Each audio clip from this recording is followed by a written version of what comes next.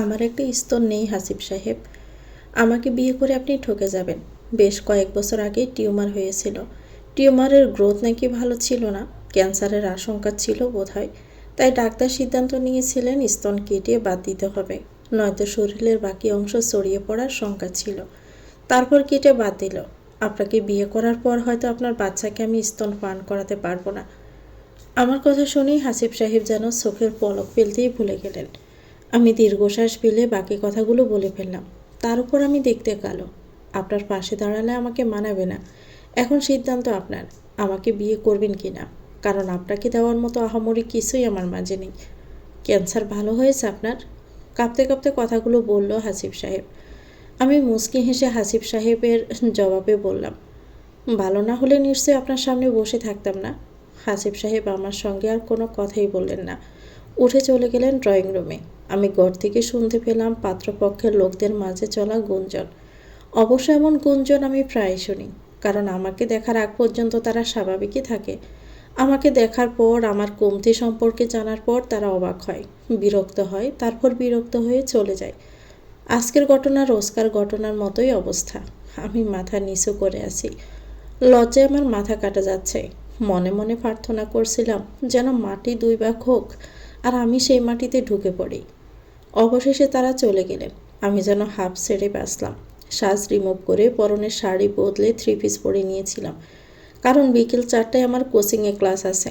মাথা ওড়না তুলে পার্স হাতে নিয়ে ঘর থেকে বের হয়ে ড্রয়িং রুম পেরিয়ে যাব, এমন সময় বাবা আমাকে ডাক দিলেন। আমার কেন যেন আজ বাবার সামনে যেতে ইচ্ছে করলো না। মনে হচ্ছে বাবার সামনে গেলেই আমি কেঁদে ফেলব। একজন কন্যাদায়গ্রস্ত বাবার অসহায় কন্যা আমি, যে কন্যা দুনিয়াতে আসার পর থেকে কেবল বাবাকে জ্বালিয়েই মারছে। বাবা, আমি রাতে এসে কথা বলবো, অলরেডি লেট আজকে। এখনই শুনি তোর কথা। আমি থমকে গেলাম আমার তথাকথিত মায়ের কথা শুনে। তারপর আরও কিছু বিষাক্ত বাক্য আমার দিকে ছড়ে দিলেন তিনি। তুই এমন অসল যে তোরে যৌতুক দিয়ে বিয়ে দিতে চেয়েও মাথা থেকে নামাতে পারছি না। কোনো সোট টাইপ স্যাঁচড়ার গলায় জড়ে পড়, নয়তো গাছের ডালে ফাঁসিতে। তবুও আমাদের মাথার উপর বোঝা হয়ে না থেকে মরে যা, নয়তো পালিয়ে যা না রাতের অন্ধকারে। রোজ রোজ পাত্রপক্ষের কাছে রিজেক্ট হতে তো আর ভালো লাগছে না। আমার তথাকথিত সৎমা আমার বাবার পাশে দাঁড়িয়ে উপরোক্ত কথাগুলো বলেছিল। ওনার নাম সিতারা বেগম। আমার উপর তিনি ভীষণ বিরক্ত। অবশ্য বিরক্ত হওয়ার পাকাপোক্ত কারণও আছে। আমার মায়ের মৃত্যু 3 দিন পর আমার সৎমাকে বিয়ে করে ঘরে তোলেন আমার বাবা আফসার উদ্দিন। 3 দিন বয়সী আমিটাকে আমার সৎমায়ের কোলে তুলে দেন আমার বাবা।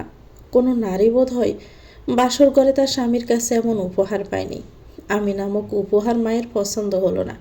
রোজ রোজ মানসিক অত্যাচার পেয়ে বড় হলাম। এবার তো আমাকে বিয়ে দিতে হবে, কিন্তু আমাকে কে করবে বিয়ে? এই তো আজ দুপুরে পাত্রপক্ষ এসেছিল। আমি পাত্রের সঙ্গে আলাপের এক পর্যায়ে গিয়ে আমার কিছু কমতি নিয়ে বলছিলাম।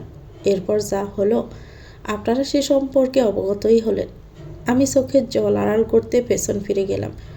বাবা কিছু বলার জন্য আমার দিকে এগিয়ে আসলেন, কিন্তু বাবাকে আর কিছু বলার সুযোগ না দিয়ে আমি বের হয়ে গেলাম। রাস্তায় এসে দাঁড়াতে একটা রিক্সা পেয়ে গেলাম। রিক্সা আমাকে নিয়ে চলল গন্তব্যের উদ্দেশ্যে। কোচিংয়ের বিল্ডিংয়ের সামনে এসে রিক্সা থেমে গেল। আমি রিক্সা ভাড়া দিয়ে ভেতরে ঢুকলাম। আজও এত দেরি কেন মিস আলো?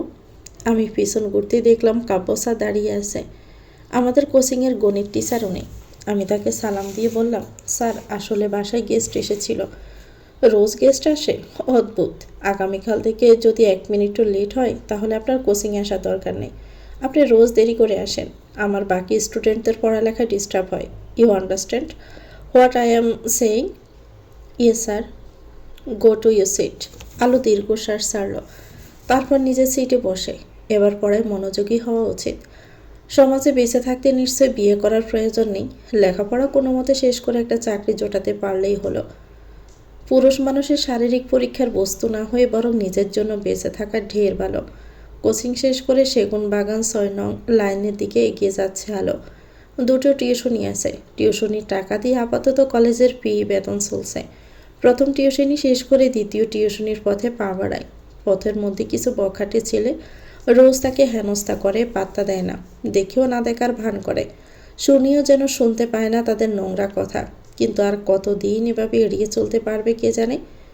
এমন সময় কে যেন রাস্তার পাশে মাথা ঘুরে পড়ে গেল।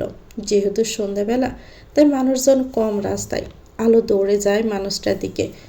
একজন সুশ্রী মহিলা, অচেতন প্রায়। আলোকে দেখে কোনো মতে বলল, মা, আমার ব্যাগে মোবাইল আছে, পাসওয়ার্ড 1235, আমার ছেলের নাম্বার কল লিস্টে আছে, মেঘালয় ওর নাম। ব্যাস এতটুকু কথা যেন তিনি বহু কষ্টে বললেন। আলো দিশাহারা বোধ করল। ভদ্রমহিলার পড়ে থাকা হ্যান্ডব্যাগ থেকে মোবাইল বের করে লক খুলে কল লিস্টে গেল। তারপর মেঘালয় দিয়ে সেভ করা নাম্বার দিয়ে কল করলো আলো। হ্যালো, কোথায় তুমি মা? সবাই তোমার জন্য অপেক্ষা করছে। আসলে রাস্তায় একজন মহিলা অচেতন হয়ে পড়ে আছে।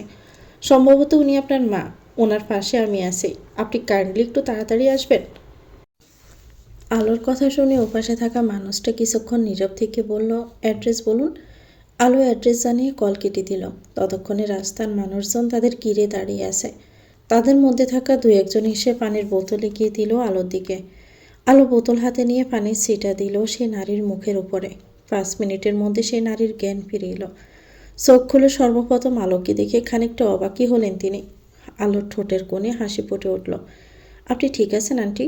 এখন কেমন বোধ করছেন? এমন সময় একটা কালো রঙের কার এসে রাস্তায় থামল। উৎসুক জনতার ভিড় ঠেলে একটা ছেলে এগিয়ে এলো। কাঙ্ক্ষিত মানুষটার অস্তিত্ব খুঁজে পেয়ে দ্রুত পা চালিয়ে এগিয়ে এসে হাঁটু গেড়ে বসল। আলো খানিকটা পিছিয়ে গেল। মাথার কাপড়টা সামান্য টেনে উঠে দাঁড়ালো। তারপর চলে যাচ্ছে সেখান থেকে। কি দরকার এখানে দাঁড়িয়ে থেকে? ধন্যবাদ শব্দটা তার কাছে অ্যালার্জির মতো লাগে। এখানে আর কিছুক্ষণ থাকলে সত্যি সত্যি ধন্যবাদ শুনতেই হবে। তাই চলে যাওয়াটাই বেটার অপশান। এদিকে মেঘালয় নামের ছেলেটা তার মাকে হাত ধরে টেনে উঠালো। তারপর গাড়ির দিকে এগিয়ে যায়। মেঘালয়ের মা এদিক ওদিক তাকিয়ে যেন কাউকে খুঁজছেন। কাউকে খুঁজছো মা? মেয়েটাকে খুঁজছি মেঘ। কোন মেয়েটাকে মা? তোমার পাশে তো আমি দুজন বয়স্ক মহিলাকে দেখলাম। আরে, আমার এমন দুঃসময়ে শ্যামাকন্যা পাশে ছিল রে মেঘ, তুই খেয়াল করিসনি বোধহয়। আমি যদি আজ যদি শ্যামাকন্যা না থাকতো, তাহলে আমি বোধহয় মারাই যেতাম। এসব কথা বাদ দাও না মা। মেয়েটার হয়তো কোনো তাড়া ছিল তাই চলে গেছে। এই দেখ, আমার ব্যাগটা সামলে রেখেছিল মেয়েটা। হয়তো মোবাইল বের করার সময় টাকাগুলোও দেখেছে, কিন্তু মেয়েটা নেয়নি। মেয়েটা চাইলে অনায়াসে ব্যাগটা নিয়ে পালিয়ে যেতে পারত। একটা ধন্যবাদ মেয়েটা ডিজার্ভ করে মেঘ। মেয়েটার খোঁজ নিবি? আমি মেয়েটাকে আরও একবার দেখতে চাই। আমার চাওয়াটা পূর্ণ করবি তো বাপ? মেঘালয় দীর্ঘশ্বাস ছাড়ল। তারপর ওর মাকে গাড়িতে বসিয়ে দিয়ে ড্রাইভিং সিটে বসল। স্টিয়ারিংয়ে হাত রেখে বলল, নাম ঠিকানা যেহেতু জানি না, তাই সময় একটু লাগতে পারে মেয়েটাকে খুঁজতে। চলবে? চলবে মানে? দৌড়াবে। মেঘালয় অবাক হয়ে দেখল তার মাকে। যে নারী কখনো তার বাসার মানুষদের খোঁজখবর ঠিক মতো নেওয়ার প্রয়োজন মনে করে না, সে মানুষটা একটা অচেনা মেয়ের খোঁজ পেতে চাইছে। অদ্ভুত তো। পাতিলে ভাত নেই কেন আম্মা? কথাখানি বলে চুপ হয়ে গেছে আলো। সীতারা বেগম চোখ রাঙিয়ে বললেন, ভাতের চালের কেজি কত জানিস? রোজ রোজ রে তোকে লোকজন দেখতে আসে, তাদের জন্য ফল ফলাদি কিনতে কিনতে তোর বাপ শেষ হয়ে যাচ্ছে। ঘরে চাল নেই, বয়ামে কয়টা বিস্কুট আছে, খেয়ে নে। সীতারা বেগমের কথা শুনে আলোর পিঠের ক্ষুধা যেন মরেই গেছে। দীর্ঘশ্বাস ছাড়ল। পাতিলটা রান্নাঘরে রেখে আসার সময় দেখলো একটা প্লেটে ভাত আছে। এবার যেন আলো সম্পূর্ণ ভেঙে পড়ল। চোখের পানি আপনা আপনি চলে এলো। সীতারা যদি তার আপন মা হতো, তাহলে কি আজ মেয়েকে না খাইয়ে রাখতে পারত? মুখের উপর ওড়না চেপে রান্নাঘর থেকে বেরিয়ে গেল আলো। নিজের জন্য বরাদ্দ ঘরে গিয়ে চুপচাপ মেঝেতে পাতানো বিছানায় শুয়ে পড়ল সে। মাথার উপর চরকির ন্যায় ঘুরছে ফ্যাকাশে রঙা ছাদের দিকে তাকিয়ে রইল। চোখের কোল ঘেঁষে পানি বেয়ে তার বালিশ বিচ্ছে তখন। কাঁদতে কাঁদতে আলো ক্ষুধার্ত অবস্থায় ঘুমিয়ে পড়ল। ক্লান্ত দেহ যেন বেমালুম পেটের ক্ষুধাকেই ভুলে গেছে। সকালের মিষ্টি রোদে আলোর ঘুমটা ভাঙে। আড়মোড়া ভেঙে উঠে পড়ল। কোনো মতে ফ্রেশ হয়ে নিজেকে পরিপাটি করে তুলল। তারপর তার মায়ের কাছে চলল রান্নাঘরের দিকে। গিয়ে দেখল সীতারা বেগম চুলায় ভাত চড়িয়েছেন। আলোকে দেখে তিনি মুখ মলিন করে বললেন, ওখানে চালনিতে কটা আলু আছে, কুচি করে দে তো। সঙ্গে ডিম ভেঙে দিয়ে ভাজি করব। খেতে পারবি তো নাকি? পারবো মা। এখন যদি বলো পাথর খেয়ে পেটের ক্ষুধা মেটাতে হবে, তাও পারবো। দুনিয়াতে যে কোনো পশু এবং মানুষকে কেবল পেটের ক্ষুধাই কাবু করে ফেলে। আমাকেও কাবু করে ফেলেছে। আলোর মনের কথা মনেই রইল। অবশ্য সীতারা বেগমের কাছে প্রকাশ করেই বা লাভ কি? তার কি আর মন পড়ে আলোর জন্য? সকালের খাবার তৈরি হলো সাদামাটা আয়োজনে। ডিম দিয়ে আলু কুচি করে ভাজা, দোয়া ওঠা সাদা গরম ভাত এবং চাপা শুটকির ভর্তা। সিতারা বেগম আজ সবার আগে আলোকে খাবার বেড়ে দিলেন। হয়তো এতিমের উপর আজ তার মায়া হয়েছে। গতকাল দুপুরে কোনো মতে খেয়েছিল আলো, তারপর তো পানি ছাড়া কিছুই জোটেনি। পুরো একটা বেলা এবং রাত গড়িয়ে আজ সকালে তার পেটে দানা পড়ল। আলো আজ পেট পুরেই খেয়েছে। খাওয়ার পর বাসন কোসন ধুয়ে রান্নাঘরে রেখে নিজের ঘরে এলো আলো। বই খাতা নিয়ে কিছুক্ষণ পড়াশোনা করলো। তারপর পরিপাটি হয়ে কলেজের উদ্দেশ্যে রওনা হলো। কলেজে পায়ে হেঁটে যেতে সময় লাগে 20 মিনিট। তাই ক্লাস শুরু হওয়ার আর কিছু সময় আগে থেকে রওনা হয় আলো, ঠিক যেন সময়ে পৌঁছাতে পারে। অবশ্য আলোর বাবা কিন্তু আলোকে রোজ রিক্সা ভাড়া দেয়, কিন্তু আলো ওই টাকা খরচ করে না, জমা করছে। তার স্বপ্ন পূরণের জন্য রেখে দিচ্ছে। হয়তো পরিমাণে কম হতে পারে, তবুও যেন আলো স্বস্তি পায় এটুকু সঞ্চয় করে। তাই হেঁটেই কলেজে যায়। হোক না কষ্ট, তাতে কি। একটা গানের লাইন আছে না, আগুনের দিন শেষ হবে একদিন, ঠিক সেই দিনের অপেক্ষায় আছে আলো। ক্লাস শেষ হওয়ার পর বাড়ির পথে রওনা হয় আলো। আজ সূর্যের তাপ অন্যান্য দিনের তুলনায় বেশ প্রখর। আলো মাথার অংশের ওড়নাটা আরেকটু টেনে নিল। রোদ থেকে বাঁচার বৃথা চেষ্টা। হুট করে হুঁচট খেল সে। জুতার ফিতা ছিঁড়ে গেছে। আলো জুতাটা হাতে নিতেই তার চেহারা মলিন হয়ে যায়। মাসের এখন শেষের দিক। বাবার উপর এমনিতেই সংসারের চাপ, বাবার এবং মায়ের প্রেশারের ওষুধের খরচ, তার পড়াশোনার খরচের চাপ, মাঝে মধ্যে খরচ বাড়ানোর বোনাস হিসেবে পাত্রপক্ষ তো আছেই। এখন বাবাকে কি করে নতুন জুতা কেনার কথা সে বলবে? এমন সময় অদূরে চোখ পড়ল আলোর। মসির দোকান যাচ্ছে। অজান্তে আলোর মুখে হাসি ফুটে উঠল। সে পায়ে জুতা জোড়া খুলে হাতে নিল। তারপর সেদিকে এগিয়ে যায়। কাকা, এই জুতাটা সেলাই করে দিন তো। আলোটাকে অর্ধবয়স্ক লোকটা আলোর দিকে তাকালো। জুতা হাতে নিয়ে বলল, এমন পুরনো জুতা সেলাই করে লাভ কি? আলো লজ্জায় ফেলো কথাটি শুনে। ইতস্তভাবে বলল, আপাতত বাড়িতে পেরে যাওয়ার জন্য হলেও জুতাটা সেলাই করে দিন। ঠিক আছে, কিন্তু 20 টাকা দেওয়া লাগবে। লোকটা তৎক্ষণাৎ তার কাঠের বাক্স থেকে সুই সুতা বের করে জুতা সেলাই করতে শুরু করলো। আলো মাথা নিচু করে দাঁড়িয়ে রইল। দুহাত সামনেই একটা টঙের দোকানে দাঁড়িয়ে কিছু স্যাংরা ছেলে পেলে আলোর দিকে তাকিয়ে কি যেন বলা বলি করছিল আর হাসছিল। আলো আড়ষ্টভাবে দাঁড়িয়ে রইল। কোনো মতে জুতাটা সেলাই হলেই চলে যাবে। নেন, হইয়া গেছে সেলানি, টাকা দেন। আলো জুতা পায়ে পড়ল। তারপর ব্যাগ থেকে টাকা নেওয়ার জন্য হাত দিল। কিন্তু এ কি, টাকা যে নেই। আলো অস্থির হয়ে টাকা খুঁজতে লাগলো। কিন্তু এইটুকু ব্যাগের এক কোনায় টাকা নেই। হায় হায়, বাবার কাছ থেকে আজ তার টাকা নিতে মনে ছিল না। বেশ কিছু সময় অতিবাহিত হয়ে যাওয়ার পরও আলো যখন টাকা বের করতে পারেনি, তখন মুসি এক প্রকার বিরক্ত হয়ে বলল, টাকা বাইর করেন, আর কতক্ষণ অপেক্ষা করুন? আলোর লজ্জায় মরে যেতে ইচ্ছে করলো। আজই কেন তার সাথে এত কিছু হচ্ছে? চাচা, আমার বাসা 3 লাইন পরে, আপনি অপেক্ষা করুন, আমি টাকা নিয়ে আসি। ব্যাগে টাকা নেই। টাকা নাই তাহলে জুতা সেলাই করতে আইছেন কেন? আমার টাকা দিয়ে এরপর এখান থেকে যাইবা। আমার ব্যাগে টাকা নেই, এখন এখান থেকে যেতে বারণ করছেন? তাহলে আমি আপনাকে টাকা দেব কি করে? আমি এত কিছু বুঝি না। টাকা দিয়ে এরপরে যাইবা। দুনিয়ায় এখন বাটপাত দিয়ে পইরা গেছে। তোমার আমি যাইতে দেই আর তুমি পগার পার হইয়া যাও? এমন হইতে দিব না আমি। আশেপাশের অনেক মানুষ উৎসুক দৃষ্টিতে তাকিয়ে আছে। আলোর এত অসহায় লাগছিল, প্রকাশ করা যাবে না। লজ্জায় মাটিতে মিশে যেতে মন চাইছে তার। আমি জুতাগুলো আপনার এখানে রেখে যাই। দামি জুতা এইগুলা। আমি আপনার টাকা নিয়ে এসে জুতাগুলো নিয়ে যাব। যদি ফিরা না আসো, তাহলে জুতা জোড়া বিক্রি করে দিয়েন। মুজিকে জবাব দিয়ে আলো খালি পায়ে বাড়ির উদ্দেশ্যে রওনা হচ্ছিল। এমন সময় কেউ এক্সকিউজ মি মিস বলেই ডাক দিল। আলো ভীষণ ঘুরতে দেখতে পেল সুদর্শন এক যুবককে। আলো ব্রু কুচকে তাকালো। আলোর চেহারার অভিব্যক্তি দেখে যুবকটা 2 কদম এগিয়ে এসেও পিছিয়ে গেল। আমাকে ডাকছিলেন? যুবক খানিকটা ইতস্ত করে বলল। আলো বিরক্তিকর শ্বাস ফেলে বলল, কেন? আপনি যদি মাইন্ড না করেন তাহলে আপনার জুতা সেলাইয়ের বিল আমি দিতে চাই। আপনি কেন দিবেন? আপনার কাছে কি আমি চেয়েছি? আলো যেন আরও বিরক্ত হলো নিজের উপর, নিজের পরিবারের সচ্ছলতার উপর, অর্থনৈতিক অবস্থার উপর। সেই সঙ্গে বিরক্ত হলো সাহায্য করতে আসা ভদ্র মহাশয়ের উপরে। আমি কখন বললাম আপনি চেয়েছেন? আমি তো শুধু আপনাকে হেল্প করতে চেয়েছি। আপনি শুধু শুধু আমার সময় নষ্ট করছেন।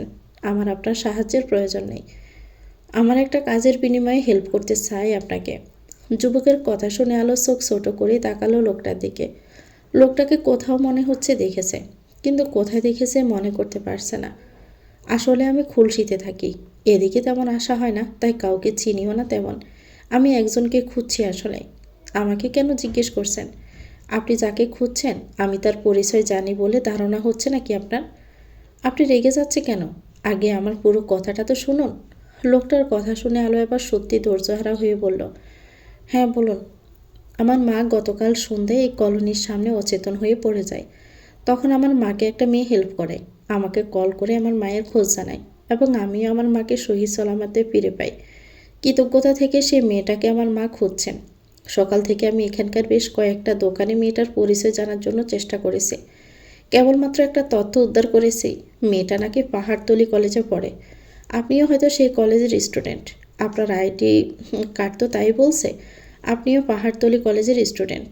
লোকটার পুরো কথা শুনে আলোর মাথা ঘুরছে। বলে কি, এত খুঁটিনাটি তথ্য কিভাবে খেয়াল করছে?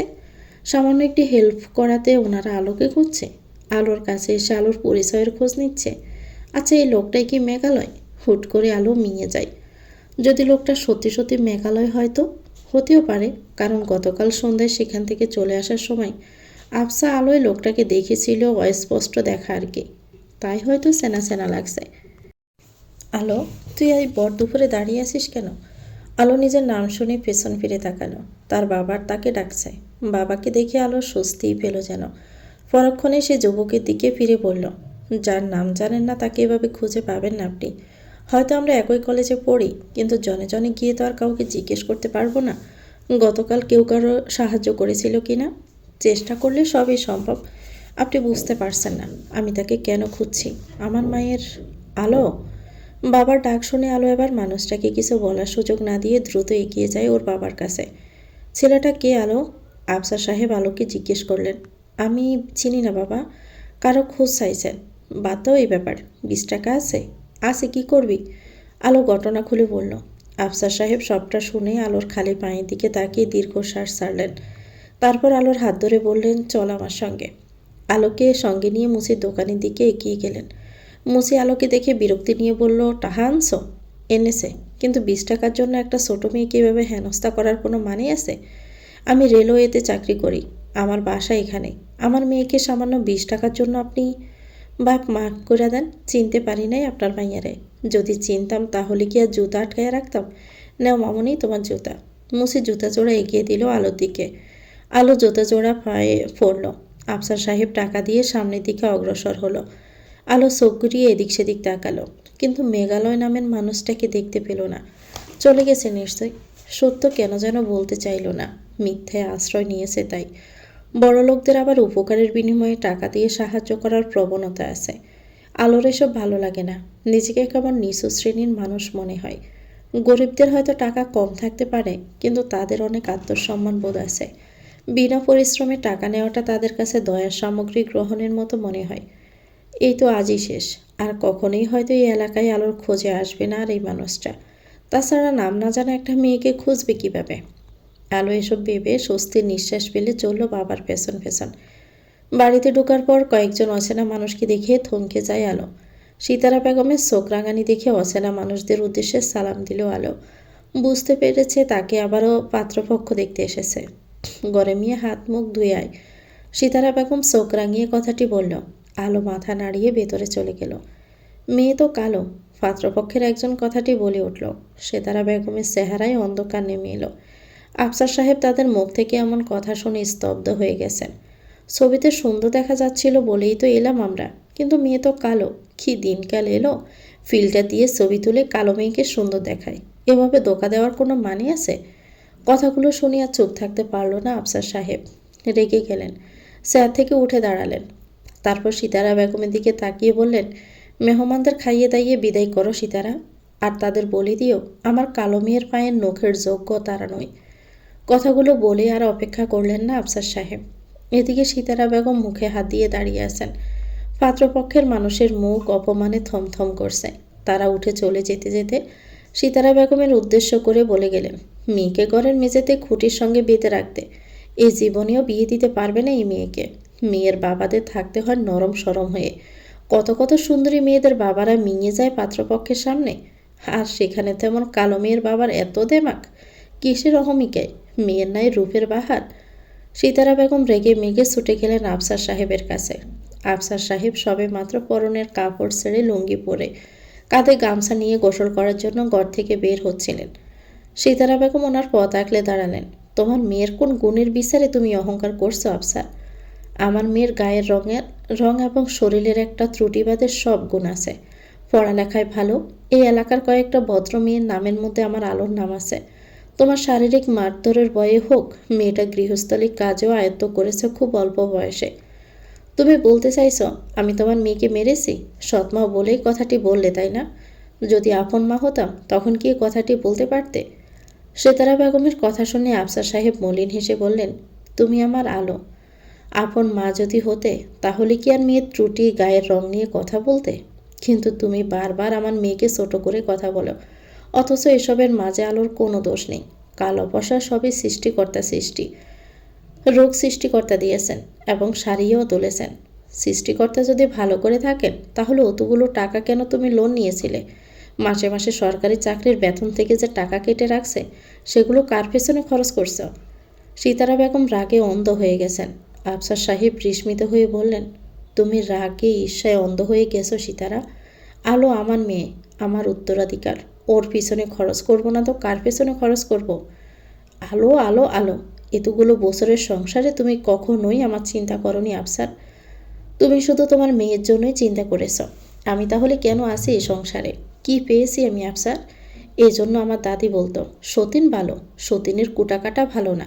সতীন তো মরেই গেছে, আমার জন্য তার বাচ্চাটারে রেখে গেছে। সীতারা প্রথমে শোরগোল শুরু করলেন, তারপর কান্না শুরু করলো। আফসার সাহেব অবাক হয়ে তাকিয়ে রইলেন। তার অবর্তমানে যে মেয়েটার কি হবে ভেবেই আবার ওনার দুশ্চিন্তা শুরু হলো। বাবা মায়ের সব কথাই আলো শুনল। আজ কেন যেন চোখের পানি আর এলো না। হয়তো চোখের পানি পুড়িয়ে গেছে, আর কত কাঁদবে। কিন্তু কাঁদতে পারলে বোধহয় ভালো হতো। বুকের মাঝে কি যেন চেপে আছে, হাঁসফাঁস লাগছে। দুপুরে আর খাওয়া হলো না আলোর। আফসার সাহেব চলে গেলেন ডিউটিতে, আর সিতারা বেগম ঘরে দরজা বন্ধ করে বসেছিলেন। এদিকে আলোর কোচিংয়ের সময় হয়ে গেছে। কোনো মতে মাথায় ওড়না দিয়ে ব্যাগটা নিয়ে বেরিয়ে পড়ল কোচিংয়ের উদ্দেশ্যে। পেটের ক্ষুধায় শরীরে শক্তি পাচ্ছিল না, তবুও নিজের শরীরটাকে এগিয়ে নিয়ে যাচ্ছে আলো। প্রথম ক্লাস হলো, তারপর দ্বিতীয় ক্লাস শুরু হলো। কাব্য স্যার ক্লাসরুম ঢুকতেই স্টুডেন্ট সবাই সালাম জানালো। কাব্য স্যার মুচকি হেসে বলল, তোমরা কি জানো আজই তোমাদের সঙ্গে আমার শেষ ক্লাস? প্রত্যেকটা স্টুডেন্ট অবাক হয়ে গেল। পরক্ষণে মন খারাপ করে একে একে প্রশ্ন ছড়ে মারে, কেন sir? Cool down guys, cool down. Let me tell you, keep silent, okay? Okay sir. তোমরা তো জানোই আমি স্কলারশিপে নিয়ে ইউকে যাওয়ার প্ল্যান করেছিলাম। আমি স্কলারশিপ পেয়ে গেছি। কাব্য খুশি হলো, ওর স্টুডেন্টরা যেন খুশি হতে পারলো না খবরটা শুনে। এবার কাব্যর মন খারাপ হতে শুরু করলো, কারণ 5 বছর ধরে এখানে আছে। বাচ্চাগুলো তাকে অনেক অনেক ভালোবাসে।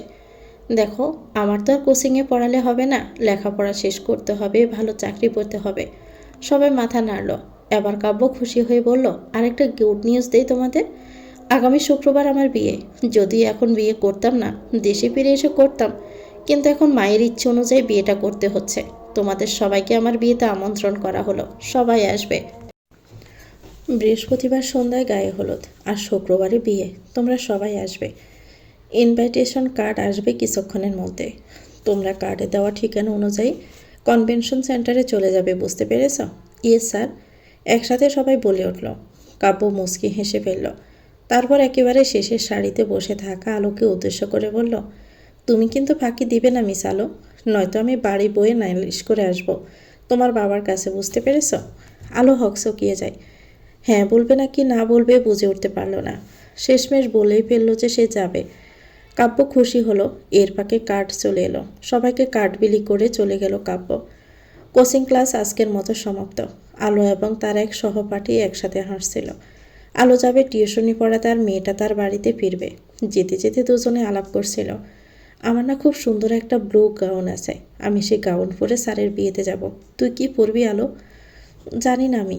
পুতুল? ওমা, না জানলে হবে। হাতে আসার মাত্র একদিন, আজই তো বুধবার, কাল বৃহস্পতিবার স্যারের গায়ে হলুদ, শুক্রবারে বিয়ে। বাড়িতে গিয়ে বাবার সঙ্গে আলাপ করি, তারপর দেখা যাবে আমি যাব কি না। পুতুল মুখ বেংসি কেটে বলল, স্যার তোকে যেতে বলেছে বিয়েতে যাওয়ার জন্য, আর তুই কিনা তোর বাবার দোহাই দিচ্ছিস। আলো জবাব দিল না। কি বলবে সে? রোজ ভার্সিটি এবং কোচিংয়ের পড়ার জন্য তার কাছে আছে মাত্র 3টা 3 পিস। ভালো কোনো ড্রেস যার নেই, তার কি কোনো বড়লোক স্যারের বিয়ের অনুষ্ঠানে যাওয়া সাজে? স্যারকে মনের আনন্দ থেকে কোচিংয়ে পড়াতো? এমনিতেই তারা নাকি বিরাট বড়লোক। স্যারের বিয়ে নিশ্চয় সাদামাটা আয়োজনে হবে না। শুধুমাত্র পুরো কোচিংয়ে 200 স্টুডেন্ট এবং টিচার 10 জনকে ইনভাইট যারা করে, তারা কি বিয়েতে সাদামাটা আয়োজন করবে? আলোর আবার সত্যিই নিজের ভাগ্যের উপর বিরক্ত লাগছে। মাঝে মাঝে কেন আনন্দের মুহূর্তগুলো উপভোগ করতে পারে না? টাকার কারণেই কেন? সে এসব সুখ থেকে কেন বঞ্চিত হচ্ছে? মেঘালয়, খোঁজ পেয়েছিস শ্যামকর্ণার? মেঘালয় অপরাধীর ন্যায় তাকালো তার মায়ের দিকে। ছেলের মলিন মুখ দেখে মাহরিন দীর্ঘশ্বাস ছাড়ল। তারপর মেঘালয়কে উদ্দেশ্য করে বলল, তুই মন খারাপ কেন করছিস? আল্লাহ চাইলে মেয়েটার সঙ্গে আবার দেখা হবে। তুই চেষ্টা করেছিস, এই তো অনেক। তুমি তো জানো মা, আজ একটা পাষাণ শক্ত হৃদয়হীনার সঙ্গে আমার দেখা হয়েছিল। মেয়েটা যেই কলেজে পড়ে, শ্যামকর্ণস নাকি সেই একই কলেজে পড়ে। সেই হৃদয়হীনার কাছে খোঁজ নিতে চাইলাম, কিন্তু হৃদয়হীনা কি বিরক্ত নিয়েই না তাকালো আমার দিকে। তার চোখের ভাষা যেন বলছিল, পৃথিবীর সবচেয়ে বিরক্তিকর বস্তু তার চোখে আমি ছিলাম তখন। তবুও আগ বাড়িয়ে তার সঙ্গে কথা বলতে চাইলাম, কিন্তু সে আমার উপর বিরক্ত, চরম বিরক্ত। আমার 27 বছরের জীবনে প্রথম বোধহয় কেউ আমার উপর বিরক্ত হলো। কিন্তু কেন মা? মেঘালয়ের মনের কথন মনেই রয়ে গেল। মাকে বলা হলো না এই কথাগুলো। বলল হয়তো তার মা হাসবে, কারণ তার মায়ের মতে মেঘালয়কে কেউ এড়িয়ে যেতেই পারে না। মেঘালয় পর্বতের মতো মানব, মেঘালয়ের সৌন্দর্যকে কেউ এড়িয়ে যেতে পারে না। অথচ তার মায়ের ধারণাকে কেউ বুড়ো আঙুল দেখিয়ে মেঘালয়কে কি সূক্ষ্মভাবেই না এড়িয়ে গেছে আজ। এমন অবজ্ঞার কথা কি আর মায়ের সঙ্গে বলা যায়? এমন অদ্ভুত বিষয় কেবল লুকিয়ে রাখতে হয়, নয়তো লজ্জা পেতে হবে যে। মা ছেলেতে মিলে কি নিয়ে আলাপ করছ? কাব্য তার মা মাহারিনের পাশে বসতে বসতে কথাগুলো বলল। মেঘালয় মুচকি হেসে বলল, তোমার স্টুডেন্টদের ইনভাইটেশন কার্ড দেওয়া শেষ? হ্যাঁ, মাত্রই দিয়ে ফিরলাম। বেশ ভালোই উদ্যোগ নিয়েছে দেখছি। স্যারের বিয়েতে বরযাত্রী হিসাবে অর্ধেকটা স্যারের স্টুডেন্ট যাবে। তোমার বউ জানে তো তোমার পাগলামির কথা? মেঘালয়ের কথায় হেসে ফেলল মাহারিন এবং কাব্য। এবার তুইও বিয়েটা সেরে ফেল মেঘালয়। আমার থেকে যেহেতু তুই 8 ঘন্টা ছোট, সেহেতু তোর উচিত আমার বিয়ের 8 ঘন্টা পর বিয়ে করে ফেলা। কাব্যর উপরে একটা বালিশ ছড়ে দিল মেঘালয়। কাব্য বালিশ ধরে ফেলল। তারপর হাসতে হাসতে আবারও মেঘালয়ের দিকে ছড়ে দিল। মেঘালয় বালিশটা ক্যাচ করে ধরে ফেলল। তারপর কোলের উপর হাত দুটো রেখে বলল, বিয়ের দিন তারিখ ঠিক করার আগে মনে ছিল না তোমার? এখন কেন এসব বলছো ভাই? বিয়ের মতো একটা কঠিন সিদ্ধান্তের সময় এত কিছু মনে থাকে নাকি? কাব্যের কথা শুনে মাহারিন এবং মেঘালয় দুজনেই হেসে ফেলল। কাব্য এবার মাহারিনের দিকে ফিরে বলল, মাসবি ভাইয়ের আসার ব্যাপারে কোনো কনফার্মেশন পেয়েছো মা? আজ রাতের ফ্লাইটে আসবে। মাসবির বউয়ের নাকি শরীর ভালো না, তাই ফিরে আসতে দেরি হচ্ছে। বাহানা সব। এত লো ক্লাস মেন্টালিটির মেয়ের চক্করে তোমার ছেলে পড়লো কি করে? বিয়ের পর নিজের শ্বশুরবাড়িতে আসতে চায় না, না আসার জন্য তার হাজারটা অজুহাত তৈরি থাকে। কাব্যর কথা শুনে মাহিরিন দীর্ঘশ্বাস ফেলে বলল, ভাইয়ের বউয়ের বদনাম করিস না কাব্য। আমার ভাগ্য হতে ছেলের বউয়ের আদর নেই। মাঝে মাঝে হতাশই লাগে। 3টা ছেলে তো আল্লাহ পাক দিয়েছেন, কিন্তু একটা মেয়ে যদি দিতেন, মনের দুঃখ মেয়ের কাছে বলতে পারতাম, গল্প করতাম। ছেলের বউয়ের সঙ্গে কী সব কথা বলা যায়, কোনো কথা কোনভাবে ধরে মাইন্ড করে বসে থাকে কি জানে। মেঘালয় তার মায়ের মলির মুখের দিকে তাকিয়ে রইল। কি নেই তাদের? সব আছে, কিন্তু তার মায়ের সারা জীবনের একটা আক্ষেপ রইল, মেয়ে নেই। কাব্য এগিয়ে গিয়ে মাহারিনের হাত ধরে বলল, আমরাই তোমার ছেলে, আমরাই তোমার মেয়ে। গল্প আমাদের সঙ্গেই করবে মা। এই যে সারাদিনের এত শত ব্যস্ততার মাঝেও তোমার পাশে এসে কেন বসে থাকি? আমাদের গল্প তোমার সঙ্গে বলার জন্য, তোমার গল্প শোনার জন্য আমরা বসে থাকি। আগে 3 জন আসতে এই ঘরে, আমার মাসবি, কাব্য, মেঘালয়।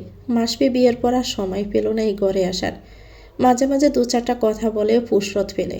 তোরও বিয়ে হয়ে যাচ্ছে, তুইও আর আসবি না হয়তো।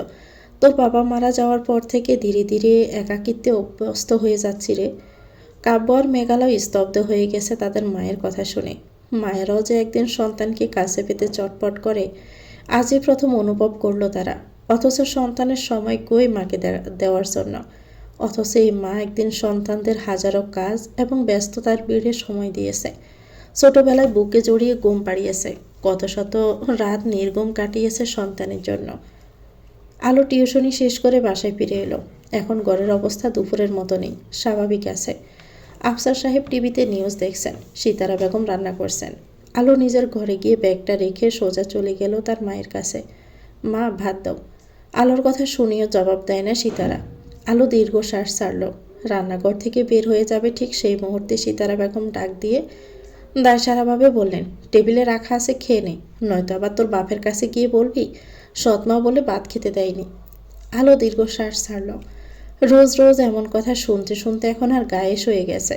দুপুরে না খেয়ে এখন রাতের খাবার খেতে এসেও যদি এমন কটু কথা শুনতে হয়, তাহলে আর কী বা বলার আছে আলোর।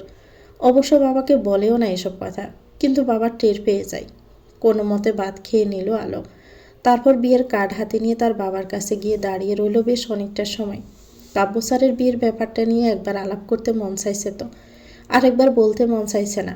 কিন্তু দাওয়াতে না গেলে কাব্য স্যার সত্যি সত্যি তার বাড়িতে চলে আসতে পারে, কারণ স্যার অনেকটা নিজ মন মর্জিতেই চলা মানুষ। কী রে, কিছু বলবি আলো? আফসার সাহেব টিভির পর্দায় চোখ রেখে প্রশ্ন করলেন। আলো নিজেকে প্রস্তুত করল কথাগুলো বলার জন্য। বিয়ের কার্ডটা আফসার সাহেবের দিকে বাড়িয়ে দিল আলো। আফসার সাহেব টিভির পর্দা থেকে দৃষ্টি সরিয়ে কার্ডের উপরে রাখল। তারপর খানিকটা দ্বিধাগ্রস্ত হয়ে কার্ড হাতে নিয়ে বলল, কার বিয়ের কার্ড? আমাদের কোচিং সেন্টারে যে অঙ্ক করায় সেই কাব্য স্যারের বিয়ের কার্ড। সবাইকে দাওয়াত করেছে, যাওয়ার দরকার নেই। আফসার সাহেব নিজের পাশে ইনভাইটেশন কার্ড রেখে জবাব দিলেন। আলো জানতো তার বাবা রাজি হবে না। সবাইকে স্যার কার্ড দিয়ে দাওয়াত করেছে, কিন্তু আমাকে প্রায় জোর দিয়েই বলেছে আমার বিয়েতে যেতেই হবে, যদি না যায় স্যার নাকি আমাদের বাড়ি চলে আসবে। আলোর কথা শুনে আফসার সাহেব আবারও কার্ড হাতে নিয়ে খুলে দেখলেন। তারপর আলোর দিকে তাকিয়ে বললেন, শুক্রবারে বিয়ে হবে? হ্যাঁ বাবা। গিফট কি দেওয়া যায়? ওনারা তো বিরাট বড় লোক বাবা, স্টুডেন্টদের নাকি গিফট দেওয়া লাগবে না, ওনার বিয়েতে উপস্থিত হলেই নাকি চলবে। আফসার সাহেব চুপ করে রইলেন কিছুক্ষণ। তারপর দীর্ঘশ্বাস ফেলে বললেন, চল তুই আর আমি মার্কেটে যাই, নতুন ড্রেস কেনা লাগবে তো তোর নাকি? আলো অবাক হয়ে যায় তার বাবার কথা শুনে। আলো চায়নি মুখ ফুটে তার আগেই কি করে বাবা বুঝতে পারল যে তার আসলে নতুন ড্রেস দরকার। আলোর হুট করে মন চাইল তার বাবাকে জড়িয়ে ধরতে, ঠিক যেভাবে ছোটবেলায় জড়িয়ে ধরত কোনো বায়না পূরণ হওয়ার পর। আলোর আজ কেন যেন মনে হলো বড় হয়ে যাওয়াটা আসলে বিরক্তিকর। হুটহাট মন চাইলেও বাবা মায়ের সঙ্গে ঠিক ছোটবেলায় লেপ্টে থাকা যায় না, কেমন জড়তা কাজ করে। বাবা আছে বলেই তো বেঁচে আছে সে, নয়তো আলো সে কবেই মরে যেত। বাপ বেটি মিলে কোথায় যাওয়ার পরিকল্পনা করছে? সিতারা বেগম রান্নাঘর থেকে বেরিয়ে প্রশ্ন করল। আফসার সাহেব ওয়ালেট প্যান্টের পকেটে ঢুকিয়ে বললেন, আলো অনেক দিন হলো কোথাও যায় না, তাই ভাবলাম ওকে নিয়ে একটু বাহির থেকে ঘুরে আসি। রোজই তো রাস্তায় হেঁটে কলেজে কোচিংয়ে যাচ্ছে, সেগুলো কি বাহিরে যাওয়া হচ্ছে না? সিতারা বেগমের কথা জবাব দিতে ইচ্ছে করলো না আফসার সাহেবের।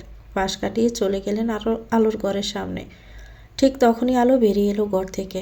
মেয়েকে সঙ্গে নিয়ে আফসার সাহেব বের হয়ে গেলেন মার্কেটের উদ্দেশ্যে।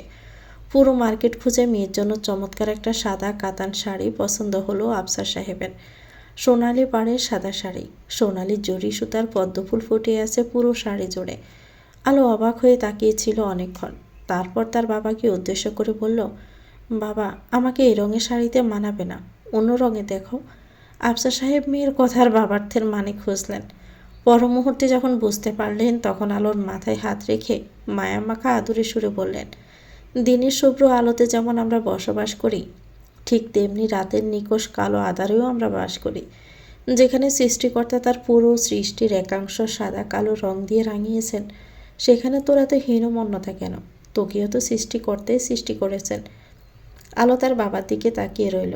মানুষটা তো চমৎকার করে গুছিয়ে কথা বলতে পারে, কথার জাদুঘর তার বাবা। এই যে হুট করে আলোর মনে হচ্ছে শুভ্র রং গায়ে জড়ালে দোষ কি? এই পৃথিবীর সব রং সৌন্দর্য খুদ সবই তো সৃষ্টিকর্তা সৃষ্টি। মানুষ কি পেরেছে সৃষ্টি করতে? দোকানদারের কাছে শাড়ির বিল মিটিয়ে আফসার সাহেব আলোর হাত ধরল। আলো চমকে গেল।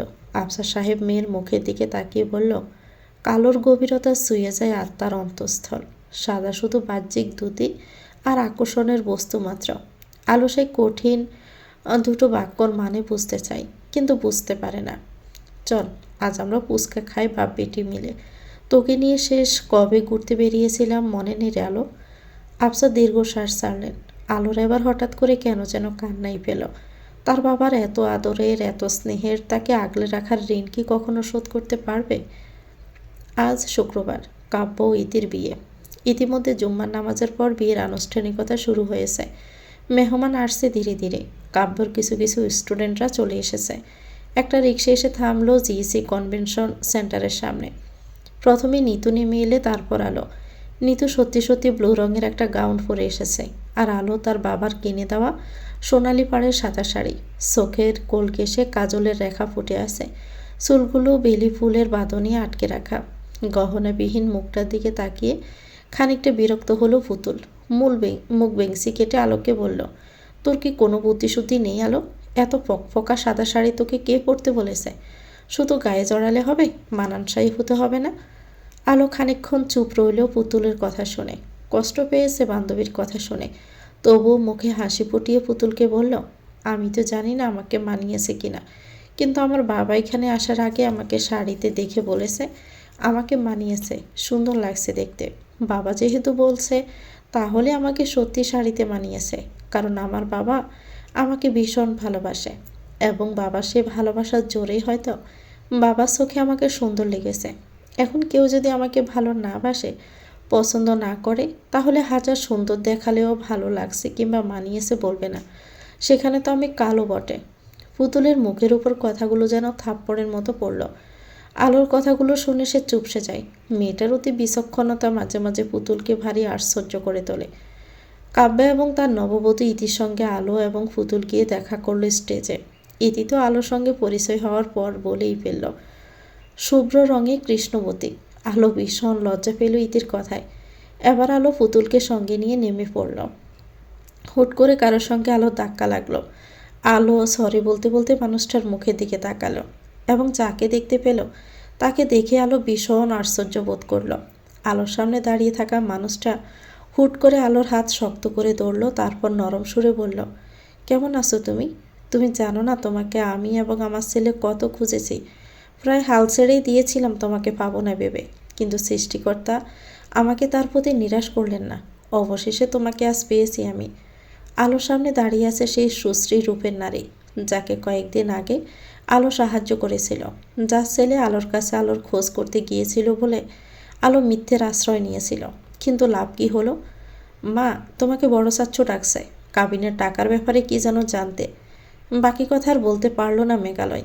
তার মায়ের পাশে দাঁড়িয়ে থাকা শুভ্র রঙা শাড়িতে সেই মেয়েটাকে দেখে ভীষণ অবাক হলো মেঘালয়, কারণ মেয়েটার এক হাত তার মায়ের হাতের মুঠোই বন্দি। কিন্তু আশ্চর্যের ব্যাপার হচ্ছে, মেয়েটা আজও তার দিকে বিরক্ত চোখে তাকিয়ে আছে। কিন্তু কেন? মেঘ, দেখ দেখ, আমি কাকে খুঁজে পেয়েছি। অবশেষে শ্যামা কন্যাকে খুঁজে পেয়েছি আমি। মাহারিন আলোর হাত টেনে নিয়ে যায় মেঘালয়ের সামনে। মেঘালয় প্রথম স্তব্ধ হয়ে যায়, তারপর আলোর দিকে ঝুঁকে ব্রু কুঁচকে তাকালো। এবার আলো মেঘালয়ের দৃষ্টি উপেক্ষা করতে মন চাইছে, কিন্তু সেরকম কোনো ব্যবস্থাই তো নেই। ইস, কি যে লজ্জা! তোমাকে ছোটো চাচ্ছু ডাকছে মা, আপাতত তুমি না হয় সেদিকেই যাও। মেঘালয় শান্ত স্বরে বলল তার মাকে। মাহারিন যেন দোটানায় পড়ল। শ্যামাকন্যাকে রেখে যেতে মন চাইছে না। যদি মেয়েটা আবারও চলে যায়? পরক্ষণে মাথায় একটা বুদ্ধি আসে।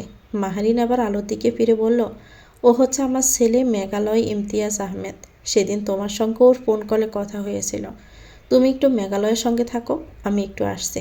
তুমি কিন্তু কোথাও যাবে না মেয়ে। আলো যেন এবার আরেকটু মিঙে যায়। মেঘালয় কিছু বলতে চাইলে মাহারিন ইশারায় চুপচাপ দাঁড়িয়ে থাকতে বলে চলে গেল। মেঘালয় ফুস করে একটা শ্বাস ছেড়ে আলোকে উদ্দেশ্য করে বলল, তো মিস মিথ্যাবতী, সেদিন আমার সঙ্গে মিথ্যে বললেন কেন? সত্যি বললে কি হতো? মেঘালয়ের মুখ থেকে মিথ্যাবতী নামখানি শুনে ভীষণ বিরক্ত হলো আলো। অন্যদিকে তাকালো। লোকটার সঙ্গে কথা বলবে কি? বয়ে তো হৃৎপিণ্ড যেভাবে কাঁপছে, মনে হচ্ছে বুক পুড়ে বেরিয়ে আসবে। কথা বললে কণ্ঠ দিয়ে স্বর্ণা বেরিয়ে হৃদয়ের ক্ষিপ্র গতিতে চলা শব্দ বের হয়ে আসবে। এমনিতে তাকে মিথ্যাবাদী ভাবছে, তার চেয়ে বরং চুপচাপ থাকাই ভালো। সুযোগ পেলে কোনো এক ফাঁকে সে বেরিয়ে পড়বে। কিন্তু সেই সুযোগ আর পেল না আলো। কিছুক্ষণের মধ্যে মাহারিন ফিরে আসে এবং মেঘালয় কিছু একটা বলতে সে বরকনে যেখানে আছে সেখানে চলে যায়। আলোর হাত ধরে মাহারিন কোলাহল থেকে সামান্য দূরে চলে গেল। আলো যেন কাঠপুতুলের মতো ওনার পেছন পেছন এগিয়ে যাচ্ছে, অথচ সে বারণ করতে পারত, কিন্তু বারণ করার সাধ্য কার আছে? আলো সাহস আজ সব পুড়িয়ে গেছে। নাম কি তোমার? আলোর মুখোমুখি দাঁড়িয়ে আদুরে সুরে প্রশ্ন করল মাহরিন। আলো দ্বিধাগ্রস্ত হয়ে গেছে। আমার নাম তামান্না ইসলাম আলো। তোমার বাবা মায়ের নাম? বাবার নাম আফসার উদ্দিন। জন্মদাত্রী মায়ের নাম হাবিবা, যদিও তিনি বেঁচে নেই। তোমার বাবাকে বিপত্নিক রয়ে গেছেন নাকি? মাহারিনের প্রশ্ন শুনে খানিকটা অস্বস্তি ফিল করলো আলো, কারণ এত এত ব্যক্তিগত তথ্য তার বলতে ইচ্ছে করলো না। প্রশ্ন যেহেতু করে ফেলেছে সেহেতু এড়িয়ে যাওয়া সম্ভব না। আমার মায়ের অবর্তমানে আরও একজন মা আছেন আমার, যিনি 3 দিন বয়সী থেকে আমাকে আজ পর্যন্ত লালন পালন করে আসছেন। ওনার নাম সিতারা বেগম, আমার বাবার দ্বিতীয় স্ত্রী। মাহারিনের কেন যেন আবার কষ্ট পাচ্ছে আলোর জন্য। আহারে, মা নেই যার, পোড়া কপাল তার।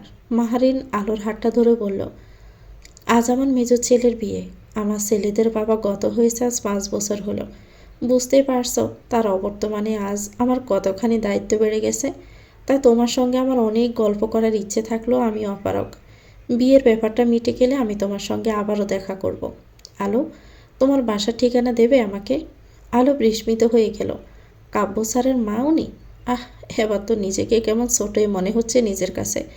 সবাই কি ভাববে তার ব্যাপারে জানার পর, বিশেষ করে কাব্য স্যার। তাছাড়া মেঘালয় নামের মানুষটা কি আর লুকিয়ে রাখবে সেদিনের ব্যাপারটা? কি ভাবছো আলো? আমাকে তোমাদের বাড়িতে যাওয়ার নিমন্ত্রণ জানাবে না? মাহারিনের কথায় আলো ভাবনার জগৎ থেকে বেরিয়ে এলো।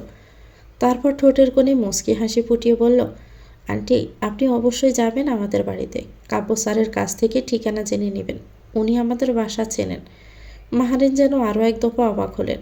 মেয়েটা এত হাতের কাছে ছিল, অথচ কত খুঁজেছেন তিনি। আর যদি কাব্য তার স্টুডেন্টদের ইনভাইট না করতো তবে আলোকে পাওয়া হতো না। সৃষ্টিকর্তার এক নিখুঁত পরিকল্পনার মাঝে মাঝে তাকে অবাক করে দেয়। সেদিনের মতো আলোকে বিদায় জানালেন মাহারিন। তবে আবারও যে আলোর সঙ্গে দেখা করবেন তিনি বলে রাখলেন। আলো কোনো মতে খাওয়া দাওয়া শেষ করলো। তারপর পুতুলের জন্য অপেক্ষা করতে লাগলো। পুতুল এলো প্রায় 10 মিনিট পর। তারপর পুতুলকে সঙ্গে নিয়ে বেরিয়ে পড়ল আলো। জিইসি কনভেনশন সেন্টার থেকে সোজা একটা রিক্সা ডেকে উঠে পড়লো দুজনে। রিক্সা যখন চলতে শুরু করলো তখন যেন আলো হাঁপ ছেড়ে বাঁচল। কারণটা হচ্ছে মেঘালয়। মানুষটার দৃষ্টি আলোকে বারবার নাড়িয়ে দিচ্ছে। মানুষটা তাকে মিথ্যেবাদী ভাবছে, অথচ আলো যা ভেবে মিথ্যে বলেছিল আর তার হলো কই, সেই তো তাদের চোখে ধরাই পড়ল সে। তাই আর সামনে দ্বিতীয়বার পড়ার আগেই সে চলে এসেছে। বেঁচে থাকলে মানুষটার সামনে জীবনে আর ভুল করে যাবে না। আলো যখন আকাশ কুসুম ভাবছিল ঠিক তখনই পুতুল বলল, আগামীকাল আসবি না? আগামীকাল কোথায় যাব? কেন, স্যারের রিসিপশনে আসবি? বলে গেলি নাকি? হায় আল্লাহ, পালিয়ে থাকার প্ল্যান করছে আর বারবার প্ল্যান ফন্ড হচ্ছে। আলো হাত দিয়ে কপাল চেপে ধরল। বাকিটা পথ সে চুপ করেই রইল। পুতুল অপরপক্ষের নীরবতা দেখে চুপ করে রইল সারাটা পথ। মেঘালয় কাব্যের কানের কাছে মুখ নিয়ে বলল, আর কত ছবি তুলবা ভাই? বিশ্বাস করো আমার বিরক্ত লাগছে, কিন্তু তোমার এনার্জি দেখে মনে হচ্ছে তুমি আরও শতাধিক ছবি তুলতে পারবে। এত এনার্জির যোগানদার কি আমাদের ভাবেই? শেষ কথাটা ইতিকে উদ্দেশ্য করে বলল মেঘালয়। ইতি লজ্জা পেয়ে মাথা নিচু করে ফেলল। কাব্য মেঘালয়ের পেটে কনুই দিয়ে গুঁতা দিয়ে বলল, বড় ভাইয়ের সঙ্গে মজা নিস তাই না? আমার জায়গায় দাঁড়িয়ে দেখ, কত আনন্দ হাড়ে হাড়ে টের পাবি। মেকি হাসি দিতে দিতে গাল ব্যথা হয়ে গেল আমার। 8 ঘন্টার বড় ভাই তুমি আমার, হাসি দিচ্ছ কেন? মুখ কালো করে দাঁড়িয়ে থাকো। সবাই এবার তোমার কালো মুখের রহস্য উদ্ঘাটন করতে নেমে পড়বে। ছবি তুলতে আর আসবে না। এই ফাঁকে আমরা ভাবিকে নিয়ে চলে যাব। বেশ ক্লান্ত লাগছে এবার। মেঘালয় কাব্যের কাঁধে মাথা রেখে কথাটি বলল। কাব্য হেসে ফেলল। এমন সময় মাহারিন এগিয়ে এসে তাদের কাছে। মেঘালয় তার মায়ের আশেপাশে সেই মিথ্যাবতীকে খুঁজছে যেন, কিন্তু মাকে জিজ্ঞেস করতে তার যত আপত্তি। একটা অচেনা অজানা মেয়ে থাকা না থাকা সম্পর্কে প্রশ্ন করা যায় না। ব্যাপারটা ভারী দৃষ্টিকটু দেখালো। চল চল, বৌমাকে নিয়ে চল। তুমি এতক্ষণ কোথায় ছিলে মা? কাব্য প্রশ্ন করল। তোর স্টুডেন্টের সঙ্গে আলাপ করছিলাম। মাহারিন মুচকি হেসে জবাব দেয়। মেঘালয় ব্রু কুঁচকে ফেলল। কাব্য সন্দিহান দৃষ্টিতে তাকিয়ে বলল, কোন স্টুডেন্টের সঙ্গে? তামান্না ইসলাম আলোর সঙ্গে। কাব্য অবাক হয়ে গেছে আলোর নাম শুনে। এদিকে মেঘালয় আলো নামটা মনে মনে আওড়ালো। মেয়েটা নামের মতো নয়, সাংঘাতিক মিথ্যাবাদী একটা মেয়ে। তাকে সেদিন রোদের মধ্যে কতক্ষণ দাঁড় করিয়ে রেখেছিল। আচ্ছা, মেয়েটা কি অহংকারী? মাহারিনকে প্রশ্ন করে আবার মেঘালয় পোড়ন কাটল। তোমার শ্যামাবতী কি তবে ভাইয়ের স্টুডেন্ট? মাহারিন হেসে মাথা নাড়ালো। কাব্য এবং মেঘালয় অবাক হলো। কি অবাক কাণ্ড! যাকে খুঁজতে খুঁজতে হয়রান সে তো কাছেই ছিল। অবশেষে বিয়ের আনুষ্ঠানিকতা সম্পন্ন হলো। বরযাত্রীর বিশাল গাড়ি বহর কাব্য এবং ইতিকে নিয়ে রওনা হলো। পরদিন সকালে আলো যখন ঘুম থেকে জেগে উঠল তখনই বাহিরে থেকে ভেসে এলো চেনা এবং অচেনা কণ্ঠস্বর। আলো কিছুটা ভয় পেয়ে কোনো মতে গায়ে ওড়না জড়িয়ে এলোমেলো হাতে চুলগুলো খোপা করে ঘর থেকে বের হয়ে এলো এবং যাদের দেখলো তাতেই সে স্তব্ধ হয়ে গেছে, কারণ কাব্য এবং মাহারিন এসেছে। আলোকে দেখে মাহারিন বলল, সাত সকালে তোমাকে জ্বালাতে চলে এলাম আলো।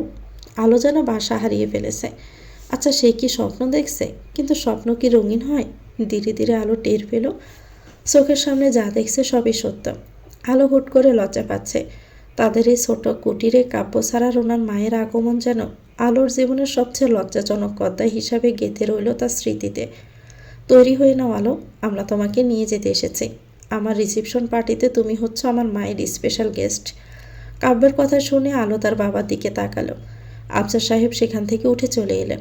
আলো তার বাবাকে নিয়ে নিজের ঘরে ফিরলেন।